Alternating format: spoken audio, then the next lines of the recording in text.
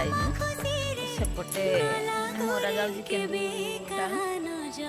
ବସିଥିଲି ଏପଟେ ତ ସାଙ୍ଗମାନେ ଭିଡ଼ିଓ ଦେଖି ମୋ ଆଖିରେ ଲୁହ ବାହାରିଥିଲା କାରଣ ମୁଁ ଥାଇକି ବି ମୁଁ ଯାଇପାରୁନି ଭାଇମାନଙ୍କ ପାଖକୁ ସେମିତି କିଛି ଅଛି ଅସୁବିଧା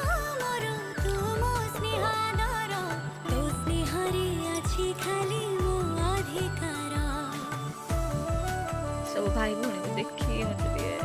ଦୁଃଖ ଲାଗିଲା ଭିଡ଼ିଓ ଦେଇପାରୁନି।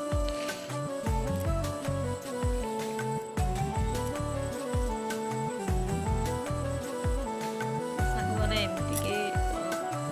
ମୋ ଭାଇ ପରିସ୍ଥିତି ଅଛି କି ଯେଉଁ ପାଖରେ ଥାଇକି ବି ଯାଇପାରୁନି ତ ସେମିତି କାହା ସାଙ୍ଗେ ସେମିତି ସିଚୁଏସନ୍ ହେଇଛି ନିହାତି କମିଟି ମୁଁ ତ ଯାଇପାରୁନି ମୋ ଭାଇର ବି ସେମିତି କିଛି ଅସୁବିଧା ଅଛି ଅସୁବିଧା ନାହିଁ ସେମିତି କିଛି ନାହିଁ କେଉଁଠି ଗୋଟେ ସେ ପକେଇଛି ତ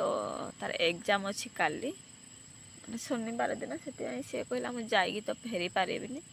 ସେଥିପାଇଁ ଯିବିନି ଆଉ ତୁ ଆସ କହିଥିଲା କିନ୍ତୁ ମୁଁ ଯିବାର ବହୁତ ଇଚ୍ଛା ଥିଲା ତ ଏମିତି କିଛି ଅସୁବିଧା ହେଲା ସେଟା ଏମିତି ଅସୁବିଧା ଯେ କହିହେବନି ତ ଯାଇପାରିଲିନି ତ ଏବେ ବସିକି ମୋବାଇଲ ଟିକେ ଚଲାଉଥିଲି ଯେହେତୁ ଆଜି ରାକ୍ଷୀ ପୂର୍ଣ୍ଣିମା ତ ସମସ୍ତେ ତ କାଲିଠୁ ଯେହେତୁ ରାକ୍ଷୀ ପୂର୍ଣ୍ଣିମା ପାଳି ସାରିଲେଣି ତ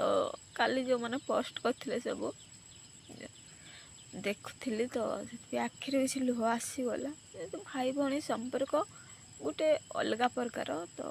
ଆପଣମାନେ ଭାବିବେ ଯାହାର ଭାଇ ନାହିଁ କି ଯାହାର ଭଉଣୀ ନାହିଁ ତାଙ୍କ ମନ କେତେ ଦୁଃଖ ଥାଏ ତ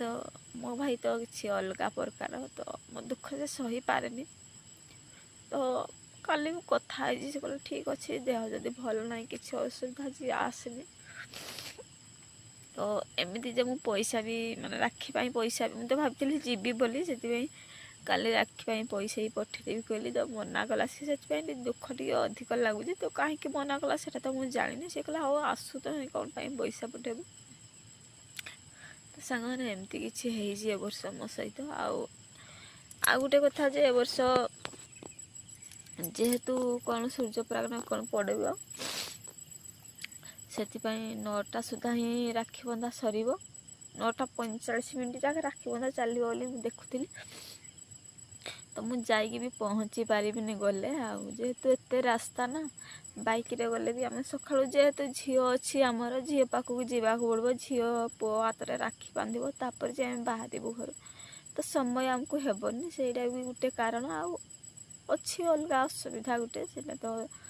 ସବୁ ଜିନିଷ ତ ମାନେ କ୍ୟାମେରା ସାମ୍ନାରେ କହି ହୁଏନି ଆପଣମାନେ ତ